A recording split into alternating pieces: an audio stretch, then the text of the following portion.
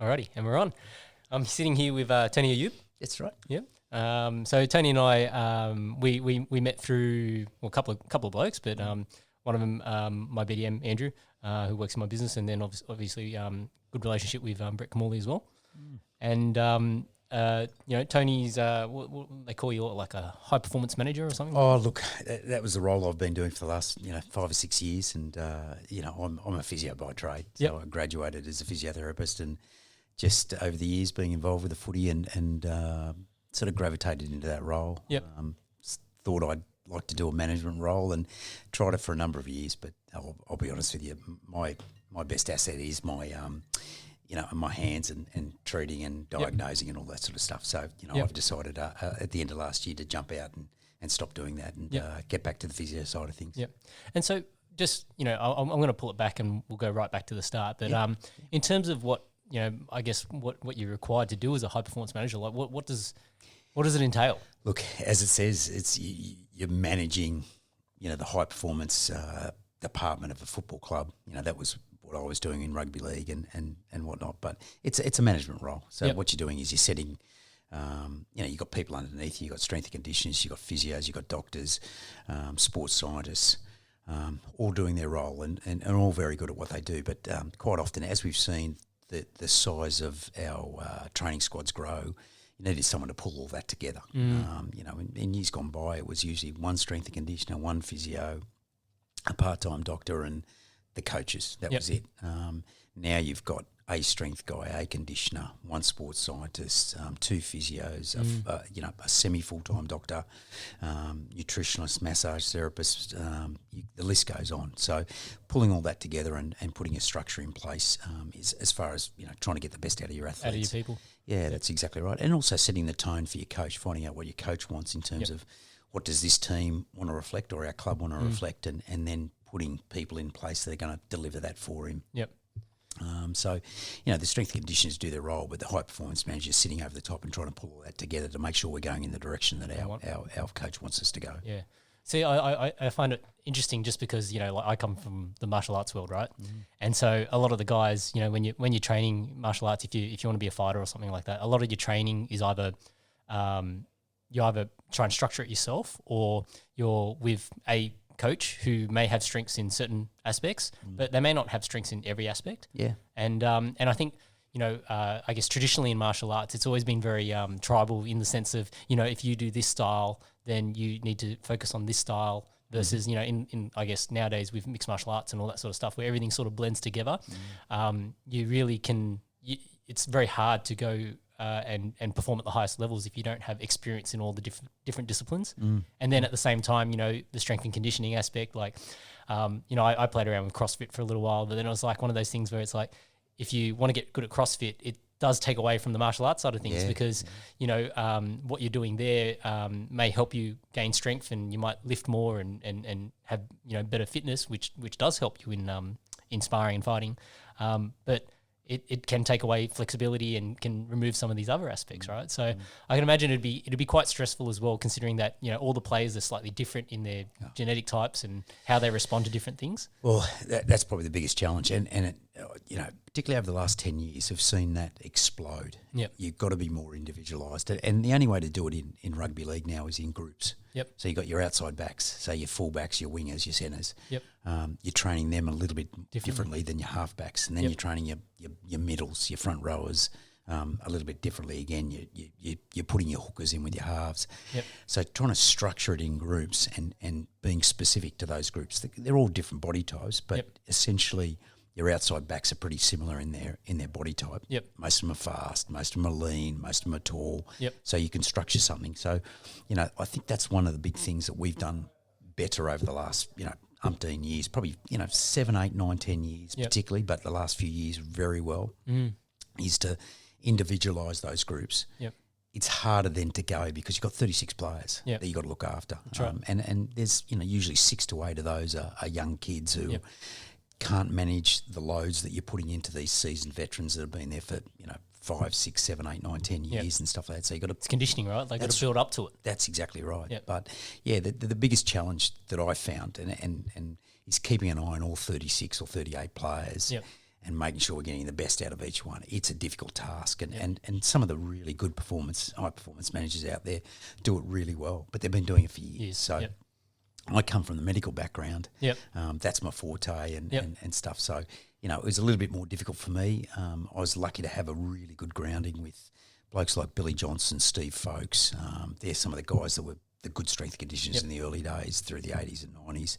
And then, down along the way, I've come in contact with guys like Luke Portees, who's got a martial arts background, and they just taught me enormous amounts and stuff like that. But it's a massive challenge. You're looking at a group, and that's team sports rather than individuals, and that's the challenge.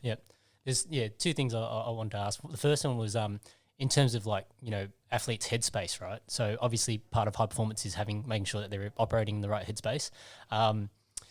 Was there anything did you have a psychiatrist or a psychologist, I guess would probably be the more appropriate word, a psychologist there to monitor the guys, how they're feeling, or is that just more of a, all the coaches sort of, you get everybody together and you sort of look at, are they peaking, are they sort of, in a trough, or how does that get managed? Look, it's a challenge, and here's the difficult part, and rugby league is probably like any other sport, the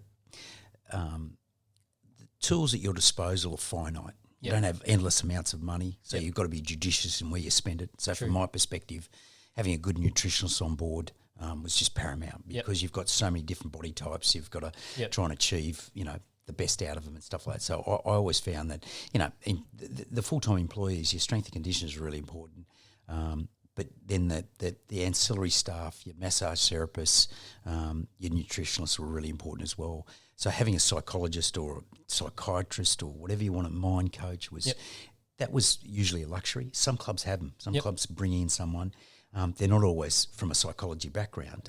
I look at some of the best ones I've been around. Brad Haddon, who's an ex-cricketer, played for Australia, one of the best I've ever seen.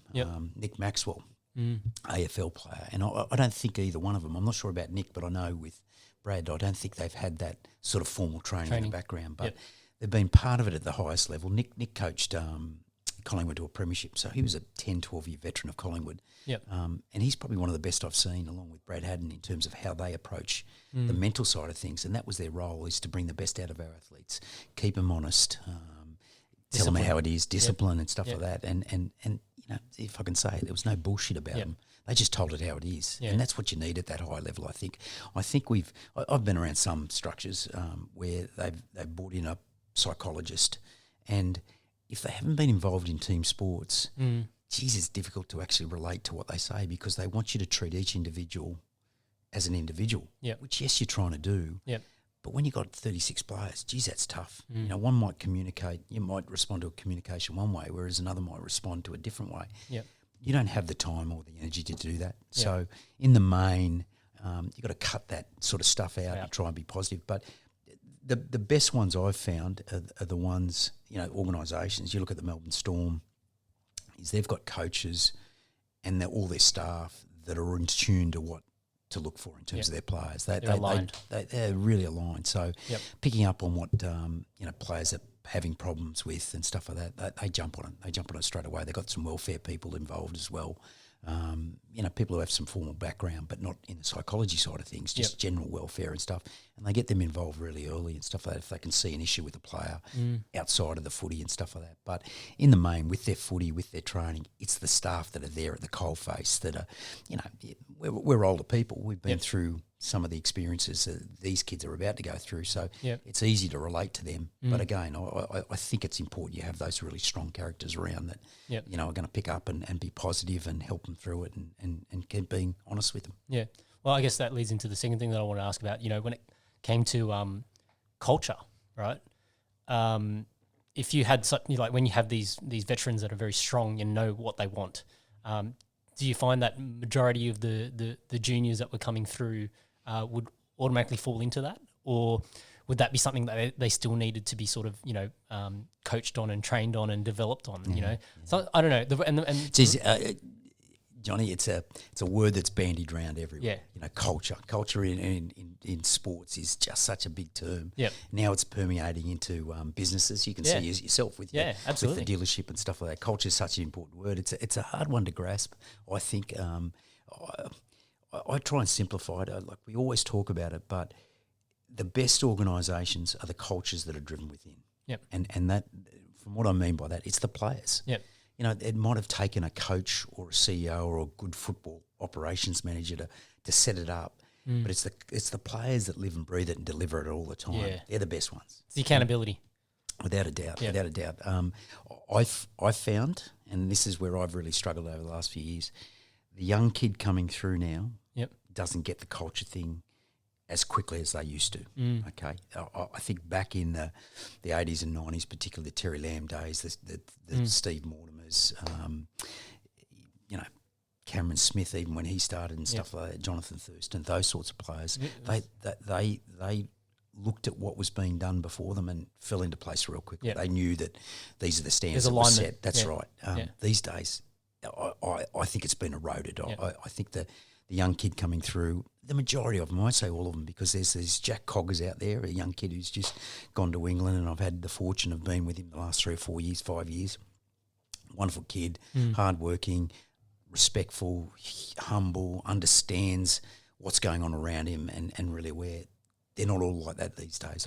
That's the biggest difference I've found. So you've got to push it into them. You teach them about the cultural side of things, of clubs and stuff like that. If you don't have a good core senior group that can impose that on those young kids, that's the ones that don't do that well. Yeah. The ones that have that, and then the next generation pick it up and start to take it forward, and they teach the next generation. They're the best ones. They're your Melbourne Storms. They're your Sydney Roosters and stuff like that. They're your, Collingwoods. They're your those sorts of teams. They can consistently perform it and also bring people through at a high level. That's exactly right. Yeah. It's funny. One of the things that one of my staff members used to say was that, he wanted the dealership to feel like home, and everybody was like family. And it sounds like a great thing, right? And I started to think about it in a bit more detail. I'm like, there's a problem here though, and the problem is that, if generally in most families, if your brother does something wrong or your sister does something wrong or whoever in your family does something wrong, as long as it's not, extremely, distasteful or whatever, you generally forgive them and you move on with life, right? But you don't really hold your brother or sister accountable for, the things that they should be doing. And so, just by nature of the word of saying, if the dealership environment, all the staff members, they feel like they're family. Sometimes I feel like, it's the wrong word to use. Rather than being a family, I want people to be close, but I want them to be, a team more than anything else. And being part of a team is, if one buffhead keeps dropping the ball, you got to hold him accountable to say, mate, you keep dropping the ball and this is why we're losing. This is why we're losing the matches, right? And vice versa. Like if you can't have that transparency to hold people accountable for the things that they've got a specific role to play. So, in our dealership, we've got guys in sales, we've got guys in service or girls in service and parts, and everybody's got their own role to play. And you need to understand your role, in detail, but then you also need to be able to take a step back and look at how does your role now impact all the other roles, right? Yeah, that's exactly right. No, I totally agree with you. And to your point about I've been at plenty of clubs where they've said, I want them to feel like home. I want to come in here and I want to spend time here. Well, the reality of it is it's not their home. Here's where they come and work and get their butts absolutely smashed every single day and every week and stuff like that. That's hard to call home. The other thing is your point about accountability and stuff like that. I find most workplaces, football clubs are no different, from where I've been. The honesty factor and the accountability factor isn't high, and that's where you run into problems and stuff like that. So, do you reckon that happens? Like, okay, this is the thing that I always grapple with, and why I grapple with it is because I know it took me time to be able to have honest conversations with people. Like I had to do it with a staff member and say, hey, is this really where you want to be? Because I'm all good if it's not, but I'd rather ask you face to face as both a respect thing for you. To let you know that, this is where I'm at with your performance or your attitude or whatever it is.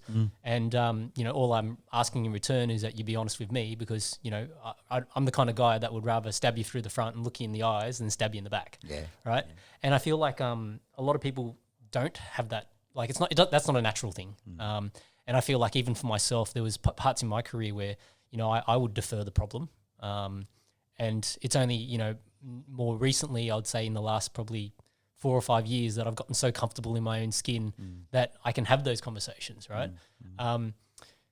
you know, you're obviously in that same line where, you know, you can have those honest conversations as well. But was that something that came naturally to you, or was that something that you feel like, at some certain points in your life you had to develop that skill as well? I think for me, and this is, you know, being aware, and I think you're the same, Yep. Johnny. You're really aware of yourself and your surroundings and stuff like that. Like I was aware very early that, mate, I'm one that can't keep my mouth shut. You know, I'll be upfront and honest about that. You know, if I see something wrong, I've got to say something. Yeah. And sometimes that's to the detriment. You know, as I've got older, I've got better at being discerning with coming forward or being too forward and stuff like that. I think I've delivered it a lot better as I've got older. There's no doubt about it. But I think from a young age, you know, there was always that thing, gee, I got to say something. I just couldn't help myself and stuff like that. So, and that's one of my sides and stuff like that. But there's no doubt, God, through my, you know, late 30s, early 40s, and now into my 50s, I'm much, much better at it in terms of how I deliver it, not being so confrontational, trying to make people see the error of their ways. Yeah, absolutely. And I think that's the art, is if you, the best ones out there are the ones that can not browbeat someone, but make them point out their own flaws, shortcomings and stuff like that, and how they're going to change it and how we're going to help you to change it. So, I think early, there's no doubt I spoke up way too much, but nowadays I've got better at how I deliver it and what I do with it, and that's in the business and in footy and stuff like that. What I've found over the last few years with footy, God, being in a managerial role, Jesus Christ, you have to do it so much more often, and that was something that it's never a good thing. I won't shy away from it, and I definitely have to do it, but I did a lot, you know, because there's so many different characters within a footy club. All of them think they know. You got to balance it all. That's right. All of them think they know how to do your job as well as their job and everyone else's job. So there's the difficult thing about it and stuff like that is getting them to focus on their job, and it's no different in a business and stuff like that. But definitely got better as I've got older. That's for sure. Well, speaking on that, let's pull it all the way back, right? Yeah. So where were you born? Sorry, Tony's having a swig of coffee at the same time. Sorry about that. That's all right. Sydney. I was born at Paddington, Royal Women's Hospital at Paddington, which is no longer there, unfortunately. You know, God, 55 years ago, and really fortunate. My parents migrated from Lebanon. And I say it every morning. I'm thankful for where they brought us to, because my two older brothers and an older sister and mum and dad, you know, lived a tough life in Middle Eastern country that was at the time going through famine and trauma war and stuff like that, war and all of that. So for us to come to this part of the world, and it's the greatest part of the world. I've seen many parts of the world, and I think this is one of the best places in the world to live. So grew up in Sydney, born in Sydney at Paddington, lived in Strathfield, and still live there. Wow, that's a long time still to be live there. Well, we've moved. We've been to Melbourne a couple of times. We've been to Newcastle. We've moved out of the suburb a couple of times, but we've gravitated back. It's just a wonderful part of the world for us. And my family, I'm one of seven. We're really close. One of seven? Yeah, one of seven. So no TV back there. Okay. So one of seven, what number were you in the family? I'm the middle neglected child. The middle neglected. So you were smack bang in the middle. Smack bang in the middle. So two older brothers, John and George, who were born overseas, and Mary, the oldest, and then after me, two younger sisters and a younger brother. Youngest was born on Christmas Day, 1970, and that's one of my earliest memories of childhood, is him being born, watching him on telly. It actually came up, which was great. But lovely childhood. You know, we were so blessed with two giving parents. Couldn't speak a word of English. Came over here, worked 3 jobs, put us all through private schools. And you know, the rest is history. We're all fairly fairly comfortable in life, and still, you know, really close, which is just wonderful. So, like a household with 7 kids, like I just had my third. So a household with 7 kids, like my older two are fighting the whole time now. That would have been chaos, wouldn't it? Yeah, look, going back, it was chaos. But you look back now, and it was a wonderful time. You know, we used to fight like cats and dogs. Particularly, you know, one of my older brothers just above me, and my youngest, we used to torment him. My younger brother, the girls were always pushy and stuff like that. But if you gave me the option to go back, I'd go back like that. I really would. It's just a wonderful time. We were crowded in each other's each other's space, right? Well, it was a 3-bedroom house. It was an old. It was an old Federation home, 3 bedrooms, the 7 kids, worked that out. So mum and dad in one room, the rest of us in two other rooms and So stuff then like that. was it the boys in one and the girls in the other? That's pretty much what it was. And then we did an extension. Dad did an extension out into the balcony area, and my oldest brother got a room on his own, and he moved out, and I jumped in there, and I was going through HSC at that time, so it was nice. But I look back, I wouldn't have it any other way. My brother George is just older than me. John, who was a little bit more older, and probably I was closer to George, and then Chris, the youngest one, and stuff like that. And the girls were girls, back then though. But it was a great household, and we always sat down for dinner together. We always sat down for lunch and dinner on a weekend together and stuff like that, which was wonderful. And that's something that you never forget. That's exactly right. Dad used to always cook a barbecue and on a weekend, and we'd have thousands of relatives over all the time and stuff like that. So, for us, Dad was helped when he came. By my uncle who was here first, and a few other, Lebanese pioneers that helped families get settled and stuff like that. And then when Dad got settled and was on his feet, he started to help others. And there was always someone in our house that had just come from Lebanon and was staying for a month, and then they were getting somewhere. On their feet. That's right. So it was chaos, but it was lovely chaos. It was, and it's brought us all close. We're still, very close as a family. Very close. I still got to hug and kiss my brothers and sisters, and I love seeing them, and I love seeing their kids grow, and they're all similar, which is just wonderful. Yep. And I guess growing up, right, when there's that many kids, like you guys partially take care of each other, and partially, you grow up on your half on your own, and half, chasing your brother and your sister, and doing all that kind of stuff, right? I'll never forget it. George, who was a rugby referee, so he was an international rugby referee for a lot of years. In the last couple of years of school, he just wanted to go out and do things on his own, which was really unusual for a family like ours. We all did things together and stuff like that, and went off and did something for a while, and then came back into the fold. And that's pretty much what's happened with all of us. Yep. My younger brother Chris has done the same. I myself, probably not so much. I've always been close to home. I moved out for 12 months, but God, I'd be there every night, seeing mum and dad and the rest of them and stuff like that. And even with marriage, I've got a beautiful wife, Lillian, and 3 wonderful kids and stuff like that. I still have to see, my family. And she does the same with her family. They're probably not as close as we are, but, they've only got 5 kids in their family and stuff like that. And it doesn't it sounds small. You say only got 5 kids in their family. I wouldn't change our childhood for anything. It was wonderful, and we still chase each other to this day, and we still want to leave each other alone and do things on our own and stuff like that. And life gets busy with your own family, and starting to get my brothers and sisters starting to get grandchildren and stuff like that. Wow. So they're busy, but they always find time for you, which is wonderful. So then, school-wise, so what school did you go to? St Pat's, St Patrick's College at Strathfield. We went to St Martha's, a local school around the corner. We used to walk there together and stuff, which was lovely. We all went there, and the girls went off to Bethlehem, and the boys went off to St Pat's College at Strathfield. And now my son and my brother's kids went there as well at St Pat's, and our daughters have gone to Santa Sabina close by and stuff, sister school. So we were really fortunate. Lovely private schools that taught us a lot of humility, hard work, and all that sort of stuff, which was just reinforced from what we were doing at home. That was mum and dad and stuff like that. So, but I look back on it, and I get asked all the time, particularly here at Strathfield in our Strathfield practice. They asked me about St Pat's. What was it like? Look, gave me a great grounding. It's given my brothers and sisters a great grounding. My brother's a great grounding, and I still think to this day, I wouldn't have changed it for the world. There are probably other better schools in terms of the academic side of things, but you had a good experience. It's fabulous, absolutely fabulous. And as a kid in school, like, what kind of student were you? Would you describe yourself as academic, or were you more the clown, or what? Probably leaning more towards the clown side of things and stuff like that. And got into trouble a bit. Go back to speaking up too much too soon. When I shouldn't have, especially when another kid's getting into trouble, and I didn't think he was deserving of it and stuff like that. But loved my sports. I was really fortunate. Went to a rugby school, played cricket. Every summer and winter went rugby and cricket and stuff like that. So, and that's probably where my focus was.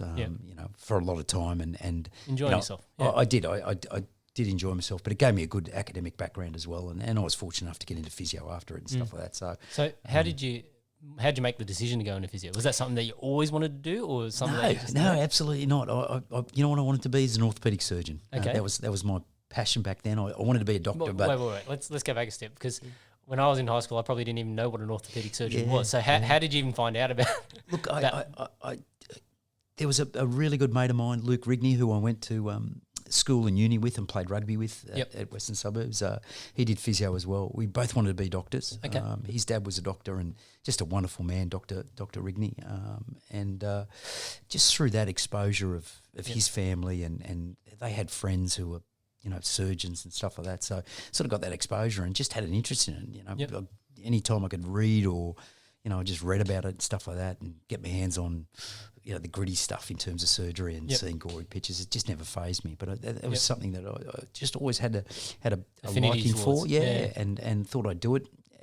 As happens, sometimes the academic side doesn't match, the ambition side and stuff like that. No, I knew really early in year 12 that I wasn't going to get the mark. So what am I going to do? How am I going to get around this and maybe get to the position that I want to get into?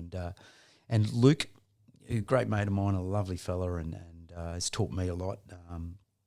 He was going to go down the same path, and he said, "I'm going to do physio." Yep. And look, I'll go and do it with one of my mates. Yep. See how it goes. See how it goes, and if I do well, I might transfer over in the second year and work hard then. Because the last couple of years for me at school was all about rugby. I played rugby, and study came second, and just crammed, towards the end there and stuff like that. So after about a year and a half of doing physio, there's no way I was going to change. I just love what I was doing, getting my hands on and getting dirty. Yep. With the clinicals that we did in hospitals, watching surgery was just. I used to love it. I used to, any time they'd ask us if you want to go and watch a total hip replacement. Yep. I went and watched how it all happened. It was just wonderful, and I thought, God, I'll stay here, and I never thought twice about going back to the orthopaedic side. So it was good. Okay, and then so in uni, that. Because it piqued your interest, did that make you a better student because you were so into it, or still playing, still having fun, still the clown, still the? I shouldn't say this, but we'd spend more time down at the student union building, which is where the bar was, and the pool table. Yep. And rugby was a massive, big thing for Luke and I. Yep. We were really fortunate. We had 120 kids in our year at uni in the first year. 100 of those were girls, 20 were guys. Oh. So the guys you got to know really well. Yep. That's the way it was back then. Yep. The year before me was 4 guys and 100 girls. Really? Yeah, it was massively female orientated. I didn't realise that. And it's turned around now. Yeah. It's sort of 50-50, which is good. But back then you were forced, and I was fortunate. I went to school with 3 other guys that were at my school and went in, did uni. So we just bummed around together and helped each other through uni and spent a lot of time in that student union building when we should have been up at lectures and stuff like that, and played rugby and just enjoyed ourselves. So it's probably the 4 years we had there was just wonderful. Yeah. And there was some trials and tribulations in terms of getting found out where we were being marked off in classes and actually not being there. We had to come back in summer and do the course again and stuff like that. And that was a bit of a bummer, but I wouldn't change it for the world. It was a wonderful time, and it was close to home. I lived at Strathfield, and it was at Lidcombe behind the cemetery there. And so that would have been Sydney, wouldn't it? Sydney Uni campus, Cumberland College there, and it was just a fantastic 4 years of our lives. Yep. Yeah. Yep. So then after uni, so you would have had to do clinic as part of the physio degree. Yeah. Did you then were you working for someone else, or what were you doing there? Yeah, look, that I was really touchwood fortunate that back then. I ended up a fella I knew in the year above me. I got fairly close to, who became a business partner in the end. He was working at a practice in Bankstown, which is the practice I still own. Yep. And I happened to run into him somewhere, and he said, "Look, it's a great practice. Maybe you should come over and see if you can do your last clinical unit here." And I did that, and I was lucky enough that the fellow who owned it, Phil Richardson, who's still practicing to this day, I owe so much to him. He took me on board. I was there for 6 weeks. I obviously did something right because he offered me a job at the end of it. He said, "When you graduate, I want you to ring me and I'll work for him." And I was really lucky. And the only time I had off, I ended up breaking my hand and broke a rib through rugby and had to have about 12 weeks off. But as soon as that 12 weeks was up, it gave me a job again, and I went back into it. And then about 18 months later, he was at that age where he'd been doing it for 30, 40 years and just had enough, and he's divorced and was going overseas with his kids and things like that, he wanted to sell the practice, and young and naive and all of 23 years of age, ended up buying the practice off him with Albert, who was my partner back then, and we didn't know what we were getting ourselves into. We just thought we've worked here for. Yep. I'd worked there for 18 months. He'd worked there for 24 months or Yep. 30 months, and then we bought it off him, and God, found out the hard way how Yep. to run a business. Yep. We were good physios, but we were poor businessmen. Yeah, Yep. absolutely. So what would have been? Do you remember any of the lessons that you would have learnt very early on in that? Look, we had a vision of where we wanted the practice to be, and Yep. it was the practice when we bought it was a long way away from that. We wanted to get into sports, and we wanted to really ramp up the private side of things. Back then, it was full of workers' comp and Department of Veteran Affairs. It wasn't the glamour work. Yep. But you know what? In the years subsequently, I found out it pays the bills. Yep. You know, here in Sydney, in Australia, you've got to treat those bread and butter type clients. So we made a decision really early. We're going to stop treating all those people and tell them we can't help them, and try and ramp up the private side of things in the sports. But that soon told us, we're not going to pay the bills.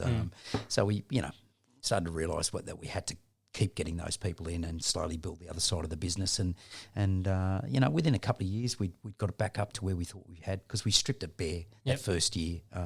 It was a tough time. We both worked, probably 12, 14 hours a day and did it 5 days a week. And then on the weekends, we came in if we needed to paint, to do whatever.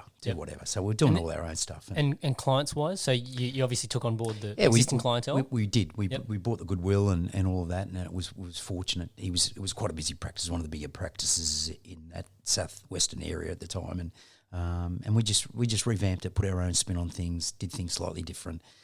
Albert was a really good physio and a good businessman, that I learned, and we were together for 12 years.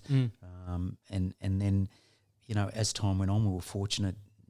Made a name for ourselves, one of the better practice in the area. One of the clubs came calling, and we ended up snagging a contract with Canterbury at the time. A couple of years into it, and we never looked back, and it's been like that ever since. So they just said, guys, we want you guys to look after our team, or it was actually the physio who was employed by them at the time, and it was part time back then. So we're talking 1988. Okay, so and back then, obviously the culture in terms of high performance was very different, right? Like there wasn't any. There wasn't any. Yep. There wasn't any. So back then there was a coach and a strength and conditioner and a part-time doctor. That was it. Yep.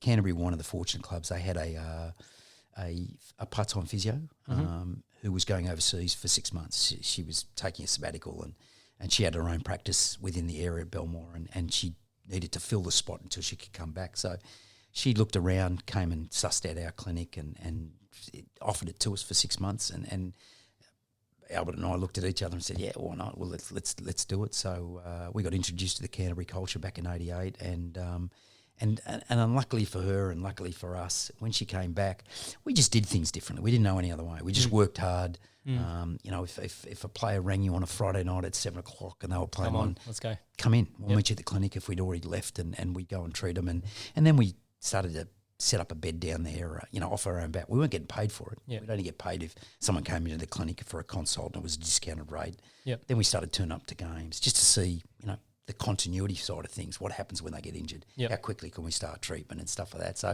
we just did things differently than was done back then and stuff like that. And to our credit, I suppose, the club decided, hey, this is working. We like this model. Yep. We're going to keep the boys on, and they offered us, we didn't even sign a contract the first couple of years. After that, it was actually each year we'll give you a retainer, and then we'll pay you a little bit more for the players that come in, and that just slowly started to build and stuff like that. And I keep saying it.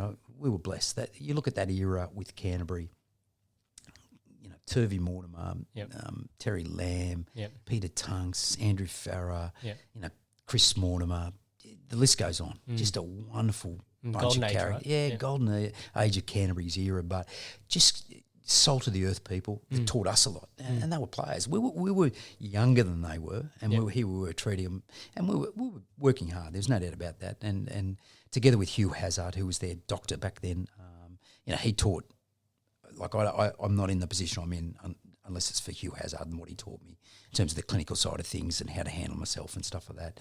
And he because of that and because of the hard work and just putting ourselves out, and that was us. We didn't know any other way. Yep. We weren't good businessmen. Yep. But geez, we're going to work hard and try and get it right. Yeah, that's right, and that's what we did. And Get we the were best lucky outcomes for the players. That's exactly right. Yeah.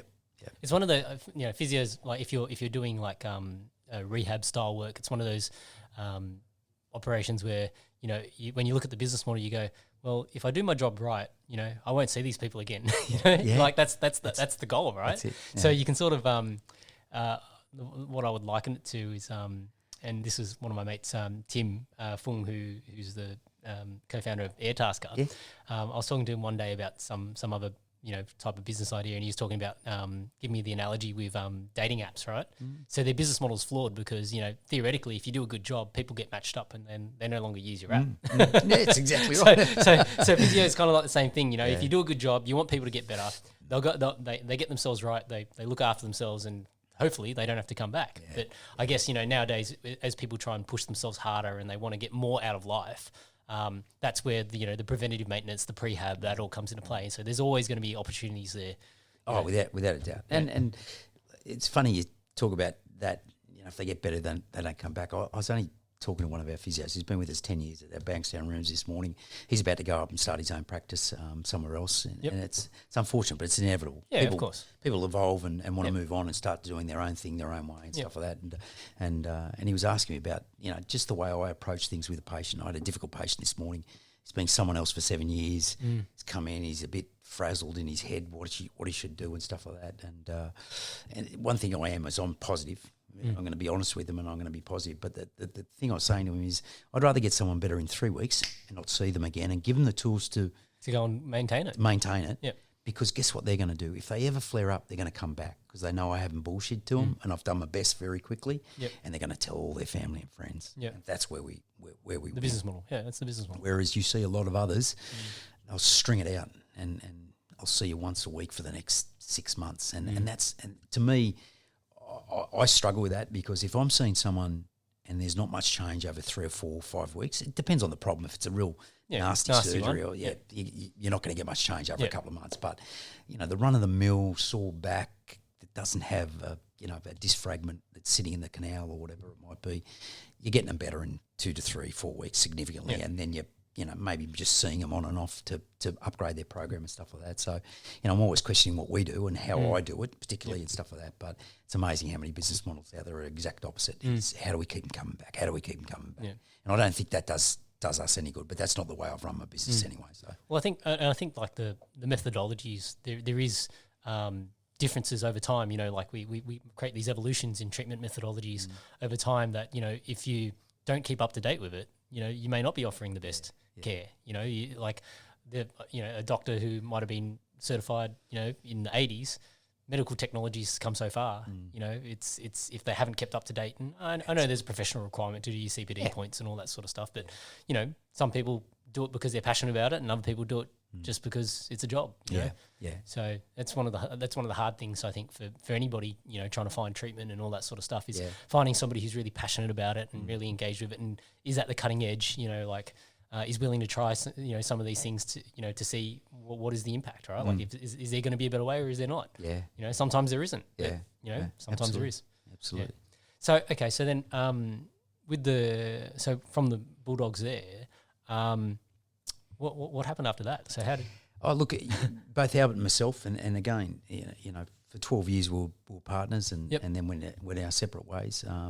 For much of that time, we were on a part-time basis with Canterbury, but each year they just got more and more out of us. We were down there, 2 or 3 times a week on training days. Back then it was all afternoons, it was evenings. So, for us, one of us had to go out of the clinic to do that. Yeah, so then we started to employ people. We were really lucky. I still remember the first employee, Jenny Smiles, absolutely beautiful young lady, wonderful physio, and just enhanced our business no end. Just a beautiful personality, really knowledgeable. Albert and I had been out, for 2 or 3 years by that stage. Albert had been out a year longer than me. And then Jenny came along, and here we are going, what the hell do we do? We're so busy, we can't fit people in, we're doing footy. It become a bit of a grind because we were still working 12-hour days. And then all of a sudden, let's take the plunge, let's employ someone. And then, you employ them, you're paying them from day one, and they've only got 3 patients in a day. Oh God, what have I done? What have I done? But in the end, Jenny was a better physio than I ever was, and just a wonderful person. She stayed with us a couple of years, and then each what it taught us back then, being scared to make a move. When you did that first move, guess what? You know what? It's going to work out as long as you're doing it for the right reason. You get the right person in. So, then we went from having 1 employee to 2 physios, 1 secretary to 2 secretaries, and it just grew. It was a really wonderful time, and we did that probably 88 through to 96, 97. From a footy side of things, like the business it did. Once we got Canterbury, people came for the sole reason they wanted to see their stars. And it was a mad, passionate area, Canterbury Bankstown, in terms of the footy. So once they heard that we marketed it. We were dumb. We realised this is a gold mine. Once we got that contract long term and stuff like that, we marketed it. People would come in and they get treatment. They'd need treatment, but they wanted to be there when Terry was there, or Tu was there, or Paul Langmack was there, or whoever was there, and stuff like that. And we were fortunate. It just grew and grew and grew, and things got busier. And both of us at the time, we just kept working hard. And before you know it, 7, 8, 9, 10 years comes along, and then all of a sudden, we had a snag, we had a fire. At the clinic in 97. It was Christmas Eve, New Year's Eve. I'll never forget the day. Albert gets the phone call first from the police department, and then he calls me and said, "You better come across here. I think there's been an issue." So I get there, and it was devastating. Like, we lost everything. It was a fire that gutted the place. It was a faulty timer that we had on one of the machines, and us being stupid.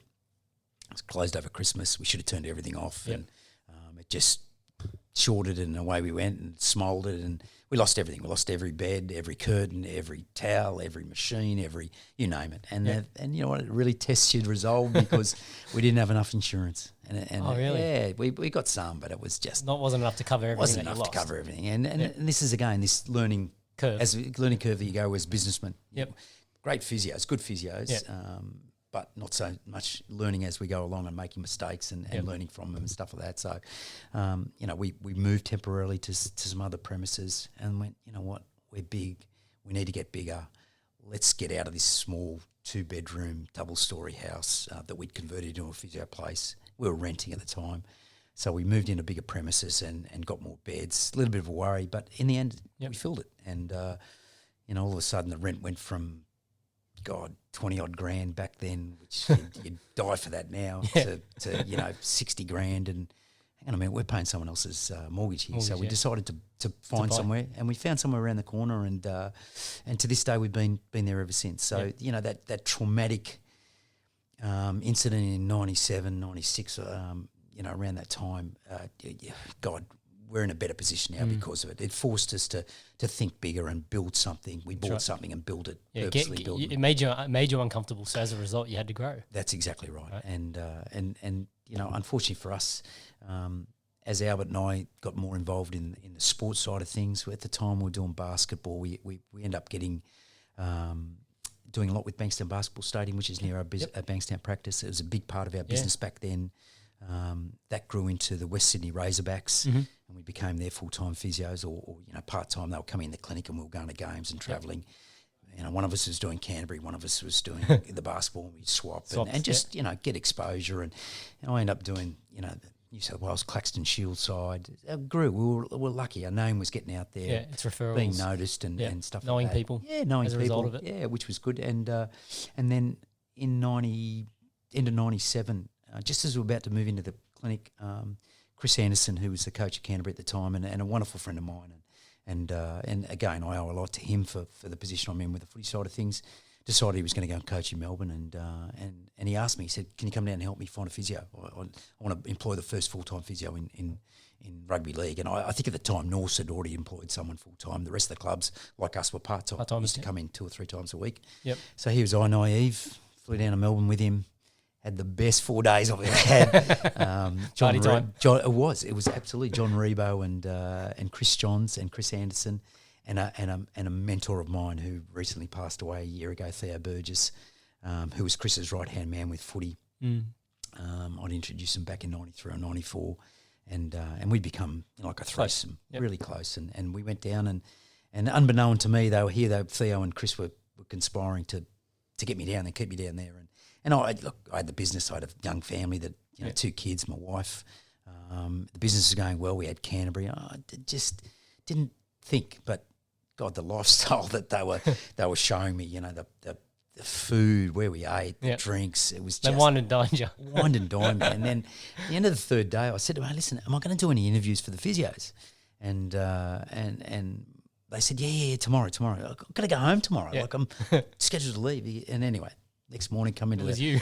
They came and threw a contract down in front of me. I went, hang on a minute, this is wrong. And what they'd done, they'd already spoken to my business partner, Albert, at the time, and he'd given his blessing. And I didn't know at the time, and I wish I'd thought about it more, because Albert and I had been through a lot. We just grew apart. Yeah. 2 years I was down there full time, and he was up here running the clinic and doing Canterbury semi full time, and I was just down there. I had the best of it. Like I was with a new club. Yep. I didn't. You didn't have any of the other worries. No distractions. Yeah. No you were distractions. full time, right? That's right. So my young family moved down eventually. Yep. Lillian, who my wife at the time, didn't want to come. When I'd told her what had happened, she went, oh, look, you'd be mad. You love Chris. And we got on really well. Chris and Theo were 2 of my best mates back then, and although they were a lot older and stuff, and I just looked up to them and hinged on their every word, and the lifestyle sort of dragged you into it as well. Yep, it was glamorous and stuff like that. So Lil encouraged me. So I went, all right, I'm going to do it. After Albert gave me the blessing. And when I did it, she went, oh, no, I thought you were going to say no. So it was... So she was trying to reverse psychology. That's exactly right. So when I made the decision, she said, I'm not moving down. So then there was this real dilemma. I'd already committed. I signed the contract, and it was a really good contract. Yep. And I was trying to be fair to Albert. I threw that money back into the clinic, and we shared that as we did with Canterbury and the clinic stuff. But we just grew apart, and that was the terrible part of that 2-year period, 2.5 year period. I was down there and stuff like that. It's always going to be difficult. It is. The space, right? It is. That's exactly right. There's so much distance now, and then you're not really getting the opportunity to switch between you guys to take care of other things for each other. That's right. Right. And the burden was on him, and it took its toll on him, and he in the end, decided to go full time with Canterbury and the West Sydney Razorbacks, and it was a traumatic time. It felt like someone had stabbed me 1,000 times at the time, because we were that close, but I didn't see that gulf coming until it was way too late. Yep. And then the hardest part for me was when the business was going to fall over. Yep. He was moving out of the business. What do I do with it? Do I stay here with Melbourne? And I made the choice. I've got to get back. I've got to get back to reality. Really? That's my baby. Yep. That's going to give me a long term. I still thought at that time, even after 11 years, wow, Johnny, that this is going to end. Yep. Like it's too good to be true. I love doing what I'm doing, but business is business. This is how I'm going to sustain my family, through the clinic and stuff like that. And I decided to leave Melbourne. My wife hated me for it because she loved it by that stage. Yep. It took me 4 or 5 months to get her down there. You know, she didn't come down till I was down there in October, September of 97. Yep. She didn't get down till February, April, May, March, somewhere around there in 98, and then just loved it. Yeah, she adjusted. She got used to the place. We had a beautiful place down there. How old were the kids back then? Sarah was 4 and Carla was 1.5. Okay, so at least she hadn't started school yet. That's right. So I'd get home. I'd be home at reasonable hours. We'd start work early. I'd be home by 3:30, 4 o'clock. Good lifestyle, right? Yeah, it was. It was a great lifestyle. We travelled back up for holidays. And those first couple of years, I'd come back to the clinic and give Albert a break. That was my break, as working in the clinic. But I saw that as my duty. He had the raw end of the stick and I had the better end. And that just what it was. And it was still felt like a holiday. I was down there. But when he decided to take Canterbury and the Razorbacks and, move out of the business and we were going to do the divvy up, it was a major, traumatic time in my Very life. And I'm for you? sure in his life, it was awful. I thought I was doing the right thing by coming back, but God, I upset the hell out of Chris Anderson, and who was a great mate of mine. He probably didn't forgive me for quite some time, and we were close. Like he was the Canterbury coach from 91, 92, and we just hit it off. Yep. I was closer to him than Albert, and that's why he sort of asked me to come down there. He became the Australian coach. I became the Australian physio through him. Yep. And he just put people around him that he trusted and knew could do a good job, and he could just lead them to do it. And that's how it was with him. Theo, my mentor at the time, you're making a wrong decision. You should sell the business. And I didn't want to hear anything. I just did it. Came back, gave up that side of things, stopped doing the footy, 'cause Canterbury had gone with Albert. Yep. And I got back into the business, and then just worked my butt off. It looked like it was back to day one in terms of working long hours. You didn't have a choice then, right? That's right. That's exactly right. I just had to pick up the load. Yep. And then just slowly grew from there. And 18 months later, Chris comes knocking on the door again and says, "Come on, we're going to Cronulla now." He'd left Melbourne, and God, and I'd missed it by that stage. I'd missed the day in, day out stuff, and here was I thinking, God, this is going to be easy. I'll run the clinic and I'll do the footy. And by yourself, it would have been far out. It was just stressful, and and health wise, I nearly put myself in the grave because I was running both. Yep. I was trying to do too much. I had a wonderful couple of secretaries who picked the load up for me, and one that left 10 years later, and one that's still with me and about to retire after 24 years. Wonderful lady, Robin and Karina. They helped me through it, and in the end, it took the younger one, Karina, to say to me one day, he goes, "Listen, I've watched you. You just don't seem like you're enjoying it yourself." And she was absolutely right. Yep. The culture of the club at Cronulla was different than Melbourne and Canterbury. Yep. Once you're at a good club like Canterbury or Melbourne, you just expect it everywhere else, because the culture that we had at Canterbury, that Chris Anderson had sort of developed over the years, Peter Moore, his father-in-law, he just took that to Melbourne and did the same thing, and we were lucky we jagged a lot of good people, players. As a result of it. Just did it. You expected it at Cronulla. Couldn't have been further from the truth. It was a tough time for everyone, and Chris ended up ultimately getting the sack from that club. I actually walked out a couple of years later and just said, "What am I doing? Why have I done this? Yeah, awful club. Culture wasn't great back then.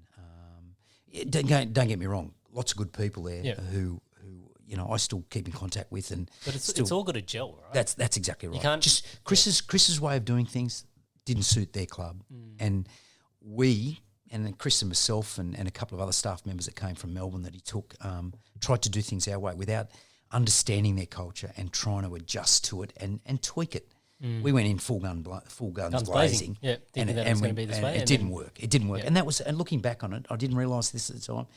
It was the wrong way to do it, and Chris probably thinks the same way. We've never really discussed it, but it was such a different club than what we'd been expecting and what we'd experienced in the past. So that was a little bit tough. And then again, my focus was always on the business. This is what's going to sustain me for the next 30, 40 years and put my kids through school and hopefully give us a retirement and do all that sort of stuff. So I always had my eye on the business as well, and that took my eye off the footy. But a few years later, I just decided like Phil, who was my first boss, and we bought the practice off. There comes a time when you're treating for 20-odd years, hands aren't the same as they used to be, your energy's not the same. You just find you're getting a little bit more impatient with patients that aren't doing what you ask them to do or aren't getting better. Maybe because of your failings or theirs, if they're not doing things. You find it's becoming a grind, right? That's right. It became a grind. And in 2006-07, I just went, you know what, I need to get out. I need to do something else. And luckily for me, I was still doing the Australian side at the time. I came in contact with Ricky Stewart and he'd offered me a job, at the club he was at. And it took me out of the clinic into full-time, physio again in a footy club. And I was really fortunate. I've met some great characters along the way, but it was good. At the time, I'd had a couple of really good employees who I thought were going to become business partners. And I'd offered it to them. One picked up the baton and ran, and he's still my partner to this day on a handshake. And Peter, who I sort of took from a student, gave him a job. And within 18 months, you could tell he was just different than anyone else that I had in the clinic, and he's picked it up, and where we are because of him. He's taken the baton, and he's taken ownership of it. That's exactly right. And to this day, just works his ass off. He's a brilliant clinician. I've been out 34 years. He's been out probably 12, 14 years. And I'll ring him for advice on a particularly difficult patient. He's got some real smarts about him and stuff like that, and clinician-wise, fantastic. Business-wise, that's where I come into it and stuff like that. He just focuses on the clinical side of things and getting patients in and training our physio staff up. But isn't that funny? You've gone from starting out and being really focused on the work side of it, but not focused as not sharp in terms of the business side of it. And now here you are, with a young guy who is the same as you were, and now you've got the business smarts about you. Look, I'm pretty sure I still make mistakes, but they're few and far between, and I'm pretty measured now with, like I said, I was really brash and speak up before, but now I sit back and think about things and try and take the emotion out of it. But the synergy between me and him's pretty good. I owe him a lot, and he was full time with a couple of clubs over the last 12 years as well. So I introduced him to that, and that's something that we've always been proud of. A lot of our staff that have come in, I look around the league, and there's someone in there. 3 or 4, 5 clubs around the league. So and that's Pete and myself, and Pete now Albert before him and stuff like that. So we've had a really good influence on what's going on around, and right now where we're at as a clinic, as a business and stuff like that, God, I wouldn't change it for the world. We're in a really good spot. One of the things that I sort of was thinking about, listening to your story there, was that a lot of the things and decisions that you made they're almost very binary options, right? So, one of the things that I always think about is that, and I know life isn't as simple as this, but I always like to equate it back to, it's either yes, you're going to do something, or no, you're not, right? And then when you say, I need to think about it, you've just, in essence, you might as well just say no, because there's a hesitation there. Yeah. And so reality is you're leaning towards no. Maybe you don't want to offend somebody, you don't want to hurt somebody, or you don't want to push yourself, and that's why it's a no. So I try and make decisions for me very, very binary from that perspective, because the worst place you can be is say I'm thinking about it and between yes and no. Yeah. Right. And so when I think about the fire, the electrical fire that forced you to basically redo things, like there's no option. It was binary. It was okay. Well, we can either close up shop and move on, and try and find something else to do in life, or we just got to start again. And then away you went, and you went and bought more, and you bought bigger, and started again. Yeah. And then likewise, when it came to those getting a contract, and then going, oh shit, what do I do? Yeah. and then it's like, okay, well, yep, had the best time, so away we go. Yeah. And then so down you go, and then suddenly there's a new challenge, and Albert's gone to do his things, and then it's like, okay, well, what do I do? Do I come back? Do I stay? Well, back I go. Yeah. I know the decisions wouldn't have been as easy as that in those timeframes, and would have been a lot of deliberation and a lot of thinking. But when I sort of from where we are now, looking back at it, right? Like I can see that a lot of the success that you've had is because you've committed to the decisions that you've made. Would that be fair to say? Yeah, absolutely. And you're right. At the time, I probably didn't realise I was doing that, but I think that comes from your own personality of being very blunt. Yeah, I always find that people that are very blunt, they're able to make a decision very quickly. Yeah, and rightly or wrongly, that means that sometimes we make the wrong decision very quickly at the same time as well. And that's probably, you've hit the nail on the head about me. I more often than not made the decision on my own, and I've gone ahead with it. Most times it's worked out.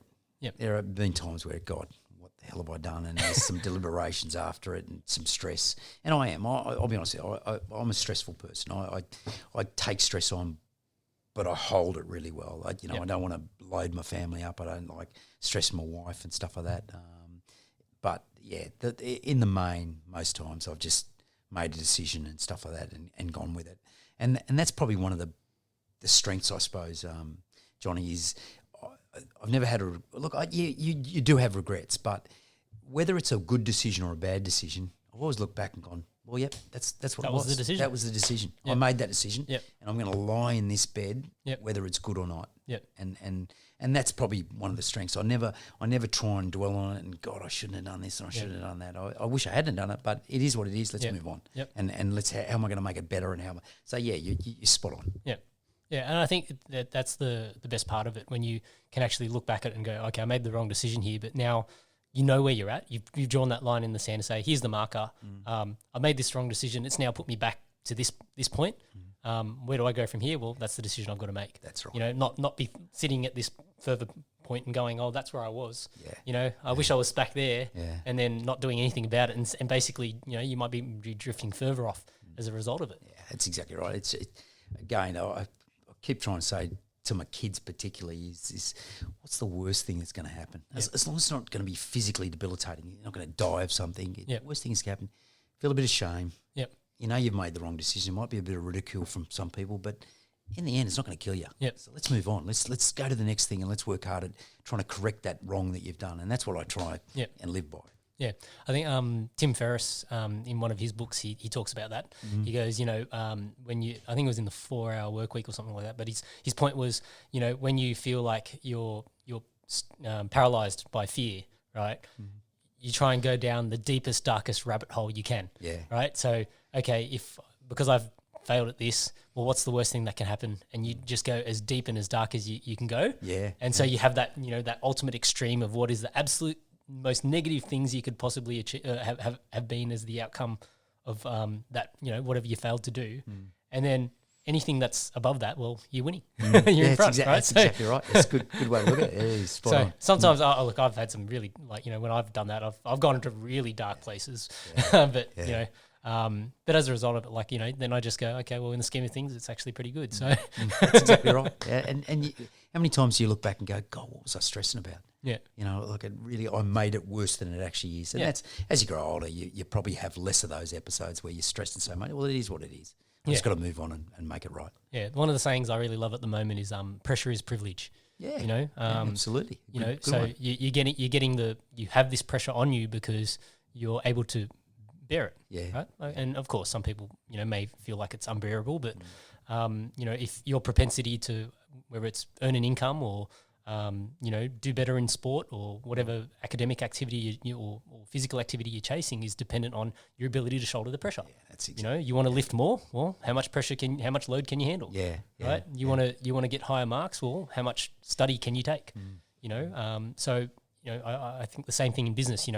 Hence, when you get to ownership levels in business, how much pressure you can take. Well, that will dictate how much income you can generate. Yeah, absolutely. I want to switch gears a bit because I know we talked a lot about business and work and things like that. I want to talk about, how did you meet your wife? Look, I was really fortunate through my last couple of years of school and uni. First couple of years of uni, I worked at a restaurant in Burwood. One of my cousins owned Blue Pine. It was called. It was a fantastic spot. They used to own a fruit and vegetable place, and they turned it into a restaurant. And luckily enough, we were really close as cousins and stuff like that. It was my grandmother's sister and all her kids that set it up, and they were just a wonderful family. And I had the opportunity to work there as a waiter and end up working, and luckily enough, met my wife and her sister, Rosemary. She was dining there? They were dining there. They used to come down there because they knew one of the brothers, one of my cousins, and they used to come down. They were just wonderful kids. They just, every time they walked in the door, it was an entourage of girls. Yeah. Lily and Rosemary. Marita was a bit younger, the younger sister, and then they had Rosa, just all their friends, all their cousins, and they come in hordes, and they'd come in and they'd dance till all hours and just have fun. It was amazing watching them and stuff like that. And and I just, from the moment Lil walked in the door, Lillian, I just had enough, a sort of attraction to her and affiliation.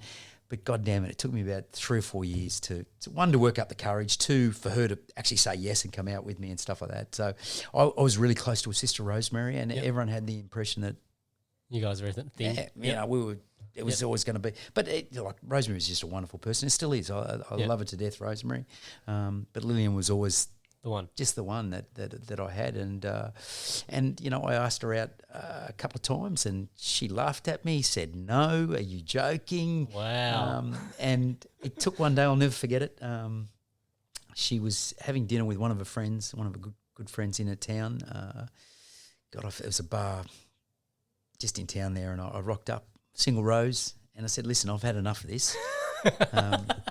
You're going to come out with me." And this just shows you how how serious I am. And I sat down, and she said, "All right." So we went out to dinner. Not long after that, I took her to a restaurant, and many years later, I proposed to her in that same place and stuff like that. And she was fun loving, just had a ball. Great dancer, could move like no tomorrow, and still can. I love watching her dance, even at our ages. We're 30 years on. We've been together and stuff like that, and it just always had a smile on her face. Her sisters were beautiful, Rosemary and Marita, and all the friends. Like Donna, who's her best friend still. Rosa, they still keep in contact, and they've just got a great outlook on life and stuff like that. And it was easy to be attracted, to her and her friends and family and stuff like that. And a mum and dad, when I finally met them, we went out for a couple of years before we introduced each other, to our respective parents and stuff like that. And, I used to always, I'll never forget it. It was a tough time because at the time we started to date, started to get the business and stuff like that. Yeah. I was working time for you, right? 12, 14 hours. I used to go up there and have dinner when I eventually met her parents, and I'd virtually fall asleep at the table. Oh, wow. Because I had to get up at 6 o'clock next Next morning. day to start again. But I loved going up there. Her mum and dad were beautiful. They were so accommodating and welcoming, and to this day, her father's passed away, unfortunately. They're such a beautiful family. I felt like part of the family for a long time, and from day dot. But those first couple of years, it was tough because she kept rejecting, and I went off and did other things with other girlfriends and stuff like that. But I always tended to gravitate back, and when that's probably why she didn't take you seriously. Yeah, you always with someone else. She always had that impression that I just wasn't interested, but she was a beautiful girl, and still is. We've had our ups and downs over the years, but it was a lovely time. And when she finally said yes, that was, oh my God, thank God for that. I'd hate to go through this every time. And I'll be honest, I was a bit of a shy kid when it came to girls and stuff like that. Although I'd had a couple of girlfriends, it took a lot of courage to go there with a single rose while she's sitting there in a restaurant with one of her good friends and stuff like that. And I just rocked up out of the blue and took you cornered her. You made a binary. That's exactly right. It was a yes or a no. That's exactly right. So but it was a wonderful time, and that was back in the late 80s. Yep. Yeah. So just as we'd got the business, so about 88, 89, and then we dated for 3 or 4 years before I popped the question, and we'd had a bit of a breakup. She went overseas for a while and travelled with a friend. She was forever going overseas. Yep. She's done an enormous amount of travelling, and continues to do so on her own and whatnot. But it was when we busted up, I think it was about 91, and we'd been together for 2 or 3 years, and God, it just felt like something was missing. And when she came back, I just couldn't help myself. I had to get in contact with her and pop the question, and God, all of a sudden, what are you doing? We're not together, and now we're together. So it was a funny time, and I'm glad we went through it. Did it when it came to like obviously for you as a running your own business and things like that? Has that ever been challenging from that perspective? Like the amount of hours that you're putting in there, Tell you a funny story, and she'll tell it. She tells it a lot of times. My first 6 months of marriage, where we were really established with the business, so we'd been there 4 years, and it was kicking ass, but we were still doing the long time hours. intensive. Yep. Yeah. And we were doing footy on weekends. So I was doing a bit of, Saturday, Sunday games, and, we were turning up to training on the captain's run, which was a training day before the game and stuff like that. 6 months into it, I'd go to work, I'd be home at 8 o'clock, 8:30, I was having dinner, she was having dinner on her own, and she was lonely. He was being selfish. She was lonely, she was a nurse and just graduated and working hours. And she worked nights, I wouldn't see her. So she was off at work, and I was home at 8:30, and then when she gets home at 6:30, 7:30 in the morning, I was already gone and stuff like that. So we weren't seeing each other. And about 6 months into it, when we did see each other, how was your day? What'd you do? Yeah. Where we're going to do this weekend? She just kept talking to me. I'll never forget. One day I just said, "Well, you just shut up." Really? And I just couldn't help myself. Oh, no. I was just so exhausted. And we were, both Albert and I, we were exhausted, and so was she. Yeah. But she was exhausted from being lonely and she missed you. Yeah, that's right. And I just didn't want to talk. I said, "Listen, I just want to be left alone for an hour. Yeah. When I get home from work, just don't talk to me. I've been talking all day. I've been, putting a You need some smile on time for to patients that really try me and stuff like that. And I just need some time." And burst into tears, and she did all that. And then she said, "I didn't realise. All you had to do was tell me." And that made me realise, what a dick. You haven't been I've communicating. been thinking about myself and stuff like that. So that first 6 months of marriage, I'm glad we got through it. Because it was tough. It was really tough, and it was just as tough for her as it was for me. Albert and I were still doing those long hours, and that was the hard part. And I didn't have the energy on a weekend if we weren't doing footy or in the clinic. Yep. I just didn't want to do anything. I was just exhausted, and selfishly too. I was always a good trainer. I had to go for a run. I had to go and do weights. And if I had time, that's what I'd do instead of spending time with her. So, after 6 months and when she opened up, and all you had to do was tell me and I'll do what you want. And she was a wonderful wife and a wonderful cook and just ran the household. And when we got kids, an absolutely unbelievable mother and stuff like that. And I look at our 3 kids now. They're all adults. Wonderful. We're in the position because of her. Those kids are just a reflection of what she's like, and I've got a little bit of input into them. But she's just done a wonderful job in keeping our household and the kids, the humility, the hard work and all that. That's her, you know, and stuff like that. But yeah, those first 6 months, God, if we weren't stronger as a couple, we were done. We were done and dusted. Yeah, that's how my mindset was thinking. God, what have I got myself into here? Yeah. It just nags me all the time. But it was out of lane. So you live and learn. Yeah, that's right. And then, you know, when you had kids, was that a bit of an eye opener for you? Like, did that change your perspective at all? Yeah. Oh God. You've seen it now with your third. You can never love something like you do your kids. You love your wife. You love your mum and dad. But holy hell, those kids, when you hold those kids for the first time and the perspective had changed. It just changed me. I couldn't get home quick enough every night. I just, whether she was asleep or not, Sarah, our first, I wanted to go in there and hug her and pick her up and wake her up and play with her and get her to smile at me. And it was just wonderful. It gave us purpose. Yeah. And a better perspective while we're doing this. I always still worked hard, but the opportunities to be home were a lot more. Yeah. As the businesses grew and footy became more full-time, it was much more difficult. And that's where Lillian's come into play. I wasn't around a lot, but when I was, I tried to make the most of it. Make the most of it and just be with the kids and be focused with them and stuff like that. You know, she'll probably tell you at times that I wasn't because there was so much happening. Yeah. You know, the stressful time at Cronulla was stressful. It was I just wasn't enjoying it. Business was going gangbusters. It was busy. I was trying to put on employees, and they were coming and going, and you know, so it was a tough time. But the only thing I probably would like to change is I just wish I had a bit more time when the kids were younger with them to do more things. She always did them. She always took them to concerts and, you know, the Wiggles and those sorts of things. And I did what I could do at the time, but it was and this is what Mum and Dad have probably taught us. You know, Dad had 3 jobs when he first came out. We didn't see any of him. And if he wasn't working and we weren't having dinner or lunch together, he was out helping others get settled in Australia, you know, like he was helped and stuff like that. I'm doing this for the family. You know, I'm building a nest egg and helping them get a better life than I had, you know, as kids. You want to give them everything. That's right. That's all I was thinking of. And I think we've done a pretty good job of that. But looking back, God, I wish I was there more often. Well, it's a trap, right? Like, you know, every dad wants to feel like they're providing for their family. But quite often to our families, they just want more time with dad. Yeah. You know, I think it's a trap because we get stuck in this mentality where it's like we're chasing money, and then but for what? Yeah, you know? That's right. After about 18 months, 2 years, Sarah was 18 months, I think, and I just, Lil was saying, I don't have any time to myself. Bring her in, drop her off. I'll look after her. Yep. An 18-month in a clinic. How'd you go? Geez, it was tough to start with, and I tell the story. It's like Sarah. Once I got her to a pattern, this is how you're meant to act in here. She was brilliant. The patients used to love her, and they used to ask when she coming in again. She was just a beautiful child and very, very vivacious.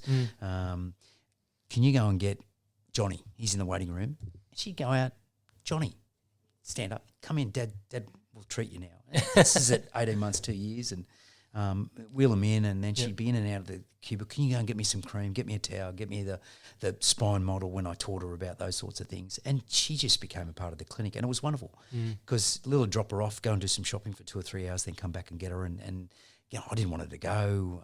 Sarah didn't want to leave. Then our second one comes along, and she's similar, very placid. Didn't enjoy it as much of going out to get the patients. So, you know, she'd just sit in a corner and draw and sit out the front desk and stuff like that. And the girls, Robin and Karina particularly, were just wonderful. They treated them like their own and stuff. So, third one comes along. I had him there one day, Luke, and this is my little boy, and I love him to death. But I rang her up after an hour and said, "You come and get this little devil." Like he was just a mess.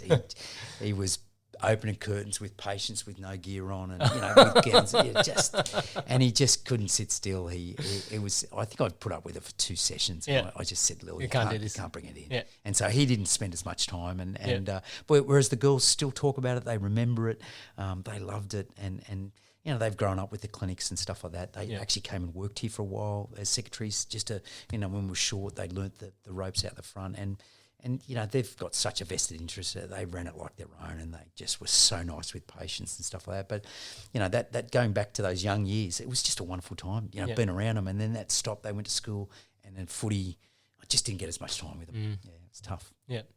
Wow.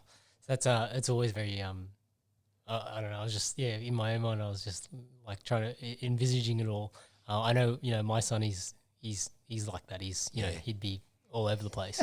I think and I think they're worse when they're together. Like They are. like I sort of say that my daughter's 4 and Harley's 2, so my son's 2. It's like I've got a 4-year-old and a pseudo 4-year-old because he wants to do everything that she's capable of doing, but with slightly less understanding.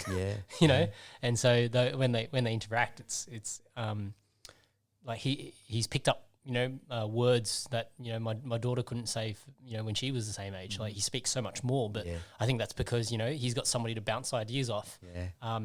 Who looks roughly the same size, so anything that she can do, he probably believes that he can do.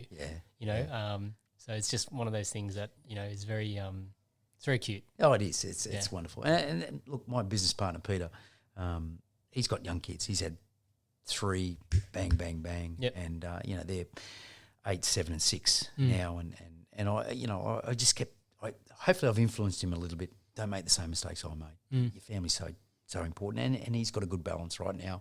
I love what he's doing and the hours he works. He works hard when he's here, but he sees more of them. And time's different. The business is different. They're growing. Back then, it was just a sole business. We didn't have the 2, and there wasn't as much income coming in. So, but I've tried to encourage him, and even Michael, who's about to have a baby, his first baby, who works for us. Go and spend some time with him. Where you can. That's your focus. That's the main thing in your life. That's it. Yeah. At the end of the day, work is always going to be there. Yeah, that's right. That's exactly right. But they're only that small for a small period of time. So you make the most of it, and even in your own mind, I can see I can see it in your eyes. It's like you recall these memories with such a fondness, right? Yeah. And that's I still talk about all those early days with patients because they ask me now that I'm back in the clinic after not being there for 14 years. A lot of the old patients that I grew up with, when I was just learning to be a physio and all that, they're coming in. They're a lot older, got a few more problems. They're bringing their kids in, and they all ask me about my daughters, particularly because they remember them being there a lot of the time when they were younger and leading them in, and where are they? What are they doing? How old are they? And stuff like that. So it's wonderful to see them light up because they've grown up with us, and they are. Look, a lot of the patients I've got over at Bankstown particularly, which I still gravitate towards that. It was where I started. I owe a lot there. This is such a different clinic. It's still got our philosophy. It's very open. It's very relaxed and stuff like that. But it's just nice to see them and their eyes light up when they see me, and I do the same. It's wonderful. Yeah, it's that what is it like that? Because having that history. Yeah, absolutely, absolutely, spot on. Yeah. Wow. Shit, we covered a lot. So from a you're up at Newcastle as well. Yeah. What was that like? Challenging. Yeah. Challenging. Yeah. Look, at that time, I went from being the head physio a couple of years before into the high performance role. Yep. I again, as happens over time, I'd been back in the game since 2006, working full time, and it's 7 days a week. That's footy's 7 days a week during the season. The way that Pete and I do things, particularly. And I've said this, even as a high performance manager with the young physios that I've had underneath me that are doing the grunt work. You got the worst job in the club because you need to be available 7 days a week. They've always got injuries, they've always got niggles, and they need to be ready to train. That's your role. I'm going to help you. I've got a medical background, so when you get too busy, I'll jump in. But at that time where I was jumping in, I went to St George. That was my first role as a full-time high performance. It was tough, the managing of people, egos, so different than what I've been used to, where I ran my own ship and I just knew what I needed to do. I knew what worked, from a physio perspective. I tried to implement that into the high performance role. It was different. Did you clash? I did, without a doubt. I had a 2-year contract and left after a year at St George. It just wasn't what I expected it to be, and I probably wasn't what they expected it as well. And then I thought, that's it, I'm done. I'm done out of footy, and there's no doubt. A couple of times along the way, I'm done. I've had a great run. I've been blessed. I've got the businesses. That's why I've always kept the businesses is because it's going to end one day. And after after St George, Newcastle came along, Nathan Brown, who I'd known fleetingly through some people and through the league. And back in that era, everyone said hello to you. If you'd been around a while, they knew who you were and they'd say hello. And Nathan was a wonderful person and still is. I still keep in contact with him. And he gave me an opportunity to do that high performance role. And at the time, I thought, you know what, I didn't really give this a good go. I'm going to give it another shot. And I thought we did a good job. I brought a couple of staff in. That was the other thing, is I didn't bring staff with me. I didn't have people who knew how I wanted to do it and stuff like that at St George, and I was able to do that at Newcastle, and I thought we had a bit of success. But around that time, I was starting to get jack of travelling. I didn't want to be away from home as much. I was living up there on my own. Yep. Kids were coming up regularly. Wife was coming up a lot in between work. She only works 2 days a week. She's a nurse, and I was lonely. Yep. It's now I'm starting to be selfish a little bit here, and the lifestyle was good, the money was good. I just, it wasn't fulfilling anymore, and those 2 years there was a bit challenging from a personal perspective. From a work perspective, we were running last. We had a lot of kids that were playing first grade that shouldn't have been playing first grade at that stage, but we didn't have that the depth and stuff like that. Nathan was doing a wonderful job with bringing the kids through, and as we can see now, is the Kalen Pongers, the Jack Coggers, the Nick Meanies, the Fitzgibbons, who are now regularly playing first grade. He put that in place, and Adam O'Brien's taking it forward with Newcastle, and I like Nathan. He's as honest and as raw as they come, sometimes to his own detriment, and it played against him in the end, with his job. But I ended up leaving there after the 2-year contract was up. I just missed home, and I wanted to come back to Sydney, and I was coming back to the clinic. And again, after St George, I thought after Newcastle, that's it. And Dean Pay, doggies came knocking, and then, and unfortunately for Dean, a wonderful bloke, smart, did a reasonable job with, players that weren't up to it, and stuff like that. He made some mistakes. We all made some mistakes at that time, and they just cut the rug from under him. I don't think they did a great job with how they supported him and stuff like that. And you can continue to see the turmoil that's going through. That's coming through. Trent's doing a wonderful job. Yep. They've made things happen, which I'm not sure whether Dean didn't make them happen, but I'm not sure the club let him make it happen. And that's my assessment of things and stuff like that. So the doggies also, they want to have a particular, I was talking with Turvey once before, and Turvey was saying, we've got a specific culture there. Yeah. And people always talk about that golden age when he was there with Terry Lamb and all those boys. They had a specific culture. And they just, I think everybody still wants that culture to be back there. Yeah. But it's very hard without, having and so I always tell this story on the podcast. I'll tell it again just in case. Please. Yeah. But basically it's when it comes to culture, if you have 5 monkeys in a cage and you put, the hand of bananas up the top and a ladder so they can go up and get it. But every time the monkey tries to go up and get the bananas, you hit him with the water cannon, right? So, each of the monkeys tries, maybe 5 or 6 times and realises, look, there's no point chasing those bananas because all you're going to do is get hit with water cannon and get wet and cold. And then, you take one monkey out, you put the next monkey in, and, as he goes to try and climb up, all the other monkeys are pulling him down because they don't want to get hit with the water cannon. Yeah. And so, he tries 3-4 times and then gives up on those bananas as well. And then you go through and you keep changing out all the monkeys until you got 5 new monkeys in there. They all don't go for the bananas, but none of them know why. Yeah. Right? Yeah. So that's why it's so hard, when it comes to developing culture, you can have this idea about what you want, but unless you've got somebody there who's thinking about, okay, well, if you make this decision, you might have a direct consequence as a result of that. But what is the longer term consequence as a result of that? Absolutely. So, and the example I often give with that from a working situation, especially for managers, right? So managers who might be responsible for a specific department or area. Your job as an example as a sales manager is to make sure that the guys have everything they need and are trained with the tools to sell cars and negotiate with clients and are able to talk with clients effectively, right? But then if you as a manager then, continue to deal with your own clients, which is what a lot of sales managers do, and I'm not saying it's a wrong thing, but over time, if you, as an example, let's say I'm a sales manager, I go and sell to 20 of my own clients, and I've got 20 of these deals that I then just gift to my sales team, when they didn't have to do any work for it. you can say, well, I'm looking after my team, right? You think that is the direct consequence, but the second or third order consequence of that is that the guys become a bit lazy because they know that every month I might be getting, an extra 3 or 4 deals, and so I don't need to work that little bit extra, for the next 3 or 4 deals. Yeah. So that's why I always think about when I'm talking about with my managers, to really think about your actions. Commonly what I find is that the right answer to any sort of problem would typically address 2 problems, right? So there might be a problem that, your department has that might be impacting another department. Yeah. Well, the right answer is probably going to fix that problem, across multiple things. Like far too often we're always slapping Band-Aids on the symptoms. Yeah. We go, oh, this has gone wrong. Okay, well, let's put in a stopgap measure to fix this. Yeah. But nobody's ever, unraveled the ball of Band-Aids to go and say, well, what was actually the real issue at the core of it, right? And so, I can see that in especially in team sports, because just talking to you about it and thinking about how many moving pieces there are. You've got even like, because I'm when I talk about martial arts, I'm looking at it from an individual's perspective, right?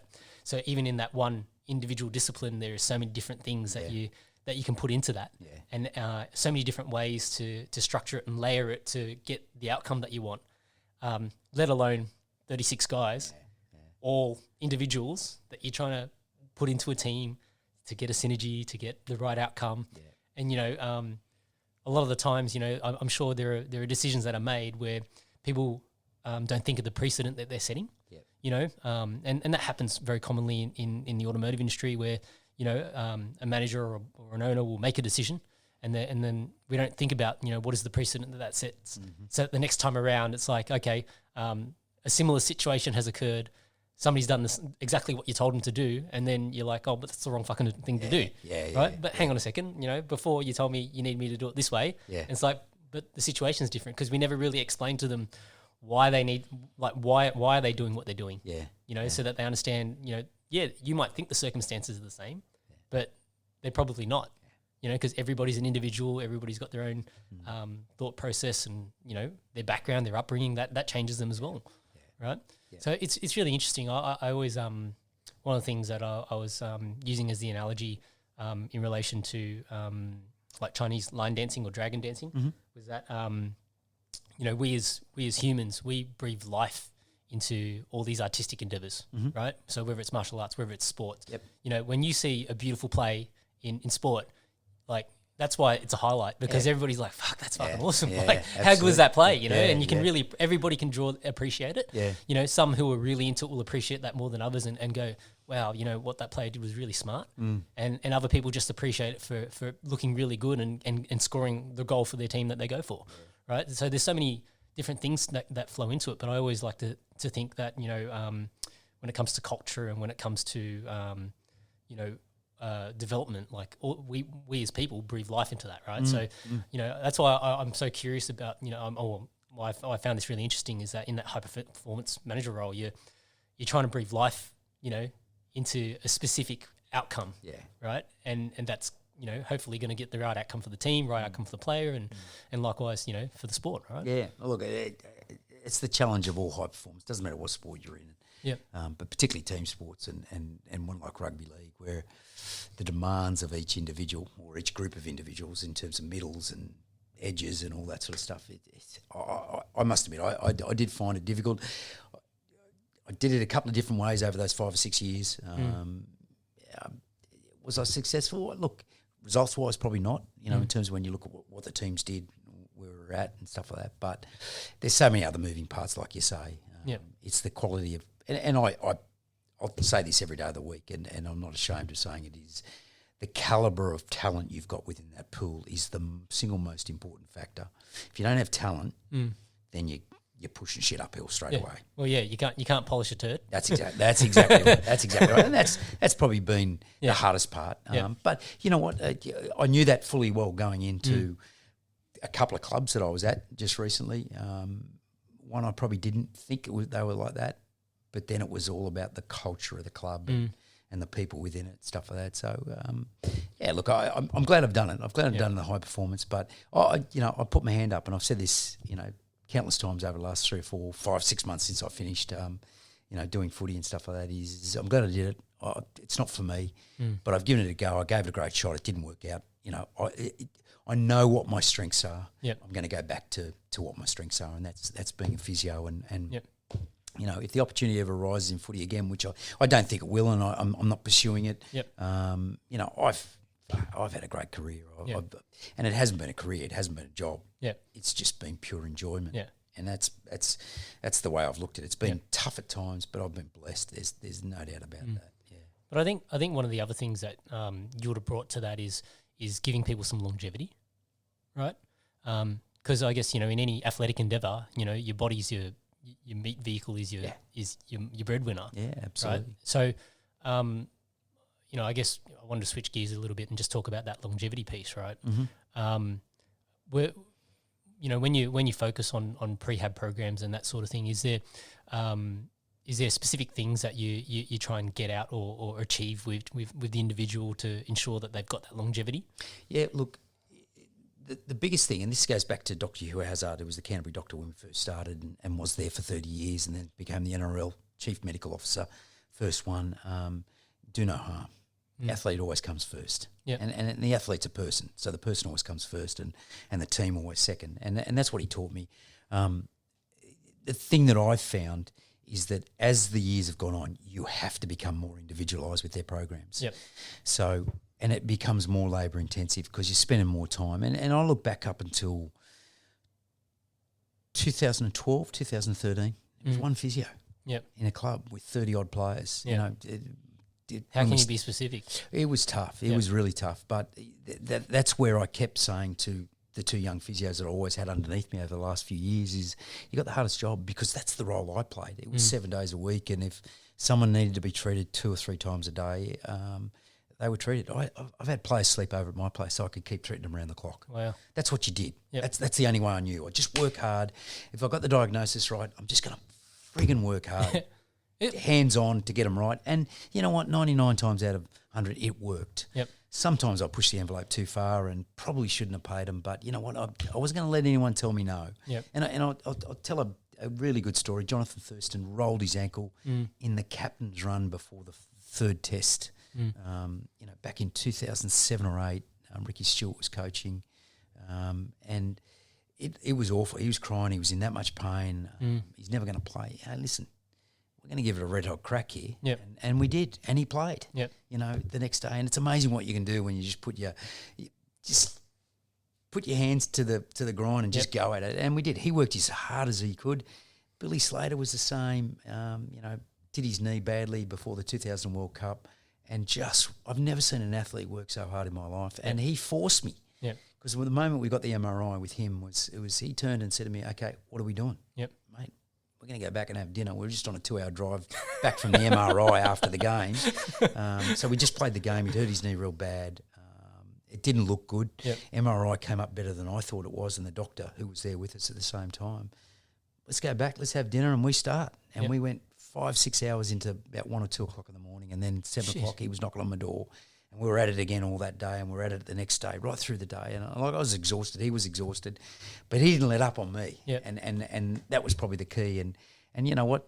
A week and a half later, we did our first run, and he looked at me and said, "I never thought we'd get here. Yep. Thanks very much." Yep. But also his propensity, like when you do an injury like that, it's painful, right? To get it worked on and get the physical therapy on it, it's fucking painful. Yeah. And I think I'll share a story of my own. Like once I had a training injury, I got caught in a foot lock and sprained my ankle. Yeah. Right. And it was bad. Like it was like puffed up, all purple. And I gave it the first 24 hours, just let it iced it and let it be, and then I wanted to get back to training. So basically the next night, I probably only took, by the end of the week I was training again. Oh, wow. But I was like, in front of it every night after dinner, just rubbing it out for like an hour. Yeah. Just using my elbow, using my hands, everything, trying to get the bruising out, and like it's painful. Like, and you've hit the nail on the head there. And blokes like you, Johnny, do martial arts. I love UFC. I love martial arts. It's nuts. Yeah. And I'll never forget 2000, the first Ultimate Fighter, watching Stephen Bonner and God, what's the other fella's name? they did that Ultimate Fighter, the first one, and just what they did to each other, and just watching the athletes come through. Yep.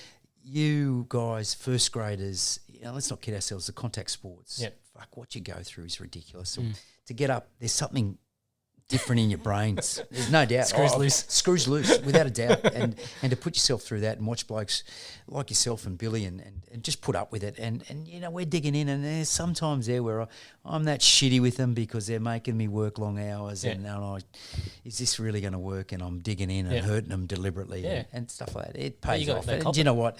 Yeah. It's a wonderful thing. But probably the biggest thing I've found now is, like I said to you earlier, it's the individualisation of each program. Is they want that, they expect that, which is more time expensive for you. Yep. And you just got to make time. That's what you're paid to do. I think they get blood out of you in I know in our sport they do. Yep. We are paid well. There's no doubt about it. But when you add up the hours and the angst and the stress, and it's way too long, I think, and stuff. I think we need more support staff. AFL do it really well. They've got multiple people in different roles. Yep.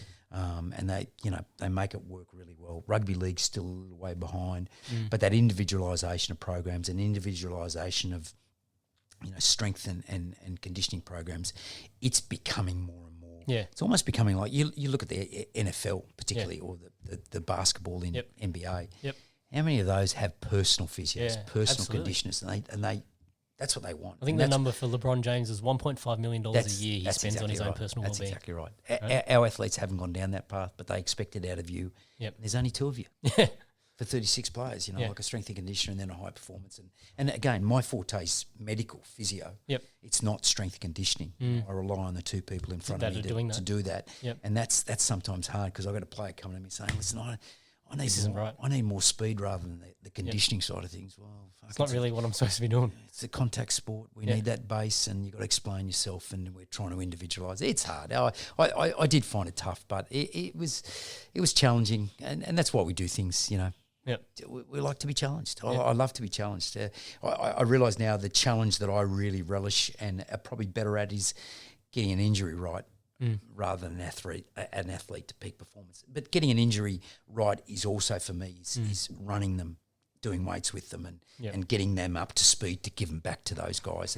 And that's what I've become good at, and that's what guys like Billy Johnson and Steve Folkes and Luke Portees and Trent Elkin, who's at Parramatta now, they've all given me that grounding. I was really fortunate, but I love training and I love watching them and how they do it, and I always ask why. Even at 34 years out of being a physio, I got no gumption. Yep. I'll ring someone who I think knows more than me with an injury, and I'll ask them, I'm just struggling with this. What do you think? Am I doing the right things, or should I go down this path? And that's Peter, my business partner, and that's our young physio. So I love to see the way that a new grad comes out and thinks, and how they do things and stuff like that. And that's what probably keeps me young. I've been doing it 34 years, but I walk in the clinic every day. I still love doing what I do. Yep. I've probably got more of a passion for it now than I ever used to. Yeah. I've been blessed. There's no doubt about that. And hopefully the journey continues. Touch wood. No, that's been good. All right. Well, I think we've covered heaps. Unless you got anything to ask me. No, Johnny, it's been a pleasure. I'll be honest with you. I hate talking about myself. You've made it so easy. I'll be honest with you. And Clarkey gave you a rap and said, listen, you'll be nice and relaxed and stuff like that. I'm a doer. I'm not a talker. I love doing what I do, but this has been so easy, mate. It's been a pleasure. Thank you so much. Thank you. Good on you, mate. All right. Thanks, everyone.